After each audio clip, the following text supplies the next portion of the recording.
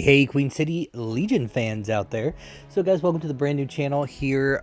We used to be called Queen City Minis and More. I've decided to break the channels up. So we have Queen City Conquest, which is Conquest: The Last Argument of Kings, and a bunch of other like little small games. And then we have Queen City Legion, which is dedicated just to Star Wars Legion. And maybe Shatterpoint if I decide to get in there. Maybe Armada. I do have a bunch of ships and would love to play at one point. But for right now, we're going to stick to Legion, especially with the launch of the new edition coming up. I have a very large Legion collection, and I'm very, very excited for kind of like the official. I know it's not called 2.0. It's like 1.6 something or some number, but to me, it is a Legion 2.0, and I'm really, really, really excited for the 15th to come. But guys, we're here to talk about our new project. So this project, guys, is called Star Wars Legion Mighty Battles. For those of you who were here for our first development blog, we kind of announced the project. This is a combination of Dawn of War with Star Wars Legion. And it's starting to look pretty good, guys. We had an article out there from Wargamer where we got a lot of traction to the channel for the project. And we've had a lot of traction through Discord and Reddit and all types of other stuff. So I'm really excited to share with you some of the rules today. So let's get into where the project is, how you can help out moving forward, and what the plan is for the next 2 weeks for this project. Alrighty guys, as far as the actual rule set itself goes, I feel like the rule set is about 70 to 80% complete. Most of it is written out. It has rules. They make sense. They've been proofread. Even though I have terrible spelling, I'm pretty sure everything is correct. And it's getting to the point to where it's time to start testing on the table. Now, I have a large family gathering happening at my house on Easter, so I can't really set up my big gaming tables and stuff until after Easter itself. So once Easter's over, we're going to start full swing into playtesting on this. I finally found some tables that I'm really excited for that I'm going to purchase here probably this weekend that I can set the table up on and have it at a good height to where you can reach everything on this table. Now, the table itself, I would say it's about 75% of the way there. All the buildings are base coated. Almost everything is done except for 2 buildings that I just added. You know, this week we plan on dry brushing and finishing up most of the actual like terrain or buildings themselves, and then the actual placeable buildings are about 50% done, and then the area like scatter terrain, that is all built finally, and then all the like area designation areas are all base coated. Most of them are dry brushed. We're going to do some flocking on them and paint the trees, and they'll be good to go. And then the like player-based buildings, until this week, all of them were base coated. I decided to add one more building to the lineup, which we're going to talk about here in a little bit, because today's blog is all going to be about the player-placed buildings. And those are still raw 3D prints. I'm hoping to get those primed and painted this weekend, hopefully on tomorrow night. Right now, but the ways you can help this channel out, guys, is I really need subscribers. We've just launched a brand new channel. I would really like to hit 1,000 subscribers to help push this project out there so people know about it, because I'm not going to lie to you, I'm having a ton of fun just writing the rules for it, and the potentiality I see within the rule set itself for like infinite gameplay and for really cool like narrative gameplay events. I think this rule set is pretty solid for it. Now, if you want to get into like huge games, I'm going to have to make some expansions, which are in the works and in the plan. Eventually, one day, I'd like to just rent a room out somewhere and put down like painter's canvas tarps and just make an absolute massive table and play like a month-long game on it. I think that would be the coolest thing ever, and one that would like make epicness on YouTube. But guys, that's a different time and going to be a different story. We got to get the bare bones basics first. So guys, make sure you subscribe down below to help us grow this channel and to make the project continue and do some awesome things here on Queen City Legion. Alrighty guys, for those of you who are just joining us and just hearing about this project now, This is going to be a massive game of Star Wars Legion with player placed buildings that produces units. Then you have to go around and like take objective points and do some cool stuff. So starting off, the table is going to be an 8 foot by 6 foot table, which is basically what you see here. It's 2 6 foot by 4 foot mats put together. Now I have gone ahead and purchased another just pure jungle mat to replace the shoreline side. Eventually I'll probably get another shoreline mat because that is an absolutely gorgeous mat, and I'm really excited for that because I think it would add some really cool dynamics to add like the krill farmers from the Mandalorian on there. That would be like a really cool addition. Now one day I may upgrade this to a 12 foot by 6 foot mat depending on how tables go and like sizing of an actual place to put this thing. But overall, I think 8 foot by 6 foot will be a solid starting place. Now, as you can see here, we have a really super dense, like, city in the middle that may have to get cut back a little bit just for vehicles to make sense within the game itself. Because currently, right now, the buildings aren't placed enough for, like, a vehicle to go through there. So I'm either going to have to space the buildings out, which will probably be more likely. What I'm probably going to do is that big central building, I'm probably going to remove that out and put a couple like smaller buildings in there instead, or like a big iconic terrain piece, like maybe a big rock spire or something for the very center of the table. This is meant to be like Batuu from Star Wars Land within Disney. So, you know, Black Spire Outpost, I may put the Black Spire in there, which I think would work out pretty cool, to be honest with you. But today we're here to talk about player-based or player-placed buildings. Now, within the game itself, there are 4 that we're going to focus on.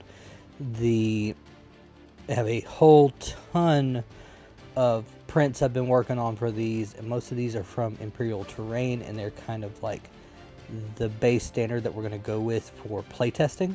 Now, in the future, I have plans to make faction-specific terrain. Right now, we have clones and the CIS that we're going to be playtesting with. After that, we're going to be adding Shadow Collective and Rebels in. So, Rebels already have plans to change a lot of their buildings out with, like, ruins and ancient hangars and stuff to look like they kind of, like, took the stuff that was there and started using it as their bases. So I think that'll be a really cool change and really visually appealing on the table itself. But let's get into buildings. Alrighty, so the first player placed building that will enter the table is going to be the command center. So this will go on one of the short table edges. We're still going to have like a blue player within the table itself. They're going to choose which side they want, and then place their command zone or command building first, and then the other player will place theirs. Now, it has to be within range 1 of that 6 foot table edge. Okay, so it's got to be really far back. Now, this is going to be probably the most important player placed building because it can't be rebuilt. Once it's there, it's there. You're not moving it. You're not doing anything with it other than interacting with it. Okay, it's going to give you the ability to produce 3 different units and 3 kind of distinct units that are really going to help you at the start of the game. So the first one is going to produce basic core troops. So that is like rebel troopers, stormtroopers, clone troopers, and B1 battle droids. All right, and then for the Shadow Collective, they're going to have to choose one or the other.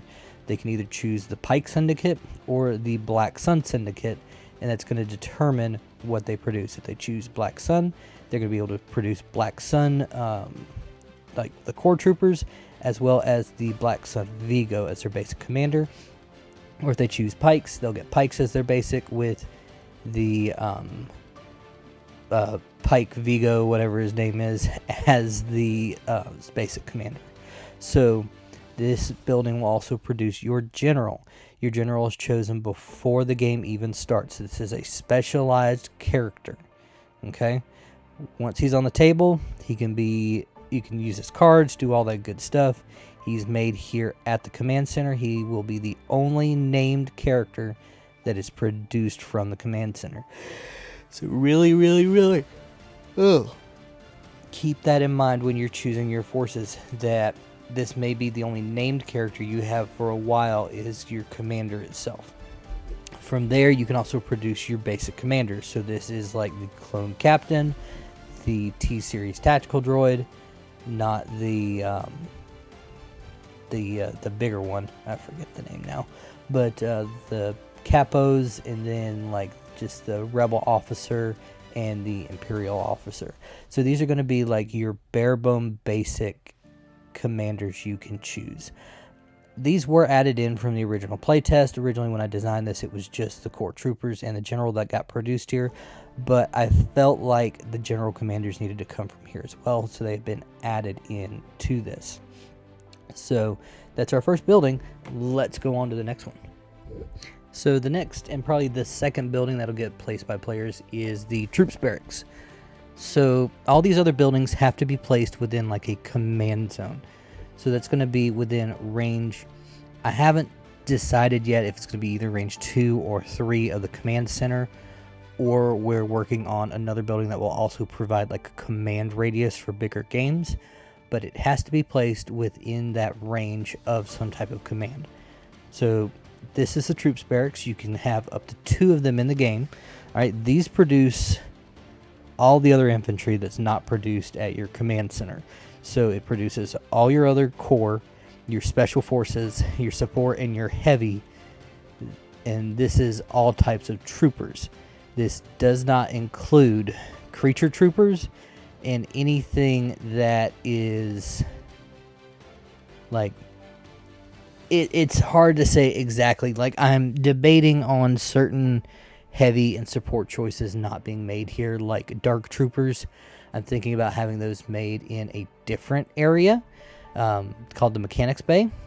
That's still kind of up in the air and ready for playtesting. But you get 2 of these, and how it works is at the start of a turn, you pay points to basically purchase a unit. If it's going to be a core trooper unit, that unit is automatically built. So the unit leader is placed in base contact with the building itself, and then they move away from it. If they have a scout rule as part of their rules, or they have a character with scouting party, then you can do a scout move as well, just like normal. Now, for your special support, and heavy, they're going to have basically like a countdown on them. So when you purchase them at the start of the turn, they're not going to be available until the start of the next turn, and you will not be able to purchase another unit from the barracks that next turn until that special forces support and heavy are made. So this is meant to kind of like hopefully reduce the amount of special forces on the table. You're still going to be following the force organizational chart and still limit to 5, but hopefully this kind of slows it down and lets the core units kind of take over the battlefield, which is something I'm really, really looking forward to. So this is the Mechanics Bay. It's going to be our other like main producer of units on the table. So currently these are limited to 1. With how things are right now, I'm probably going to have to increase this to a limited 2, following the same rules as the barracks for placement. It produces basically like vehicle units. So vehicle special forces, support, and heavies. So like droidecas would come out of here. The ATRTs, the saber tanks, all of that would come out of the Mechanics Bay itself. Now, I kind of want to change this though, because I think like droid trooper heavies should also come out of here, like dark troopers and aqua droids for CIS. I think those would be more from the Mechanics Bay just because they fill that heavy role, and that's probably a change we're going to be making for the future itself. But overall, basically does the same thing, and we'll have countdowns on units. So like certain like lower point level supports will be made automatically, whereas like your saber tanks, ATR or ATSTs and stuff may take a turn or 2 to come onto the table, and that'll have to be balanced out when we do our playtesting itself. Alright, the last and most recent addition, that's why it's kind of still raw 3D printing this photos, is what we're kind of deeming the command quarters. So this is the expanded command for your armies. It will unlock doing the like mass play to where your cores are grand battle type of force organizational chart where you'll go up to like 10 core, 5 special forces, 5 support, 3 heavies from your traditional 6 core, 3 support, 3 special forces, and 2 heavies. It's also going to allow you to unlock more characters. So if you didn't choose a named character as your general, you'll be able to unlock them here. It's also going to be where a lot of the operatives are at themselves. Now, we're also debating on having mercenaries come out of here as well. That's kind of like a two-edged sword, though. And I'm thinking that we may try and find like a bar model or some other type of building and use that as like a mercenary quarters or like a underground, recruitment center, and have that to be where mercenary units like Pike Syndicate would be able to be purchased by players themselves. It would also give you something that you have to unlock later in the game to unlock those specialized units. And then you would still have to have like underworld connections to be able to recruit a lot of them. So could be a really cool addition to the table here in the future. All right, as far as future plans for the channel go, we're going to be adding bunker pieces in here, which I think will be really, really cool. This table is going to have a lot of terrain, a lot of cover on it. I do have plans to add tables like Geonosian and other stuff in there to where there's not going to be as much like big pieces to hide behind. So like bunker pieces and like building a trench network could be really cool to see on the table.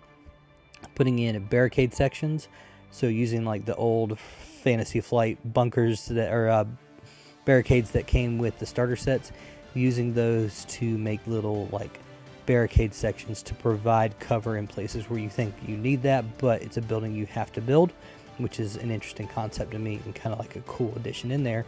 Plus it's a way to spend requisition points. Now obviously there's going to be some limitations in there because we don't want to clog up vehicles in like limited lanes, and there's going to be limited placement options and stuff, so just keep that in mind.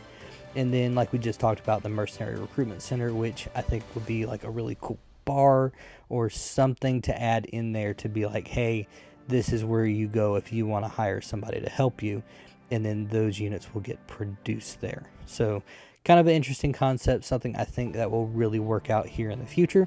But those are all the buildings we currently have planned for the game, either like with rules that are written or ideas for the future itself.